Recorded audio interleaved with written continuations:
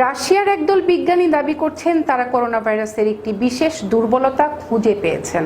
সাইবেরিয়ার নোভোসাবিরস্কে Vector State Research Center of Virology and বায়োটেকনোলজিতে গবেষণারত বিজ্ঞানীদের দাবি অনুযায়ী শুধু পানি দিয়ে করোনা ভাইরাসের বৃদ্ধি ঠেকানো যেতে পারে। গবেষণায় বিজ্ঞানীরা দেখছেন প্রথম 24 ঘন্টার মধ্যে ঘরের স্বাভাবিক তাপমাত্রায় রাখা পানির সংস্পর্শে এসে করোনা ভাইরাসের প্রায় 90% উপাদান মরে যায়, আর 72 ঘন্টায় মরে যায় প্রায় 99.9%।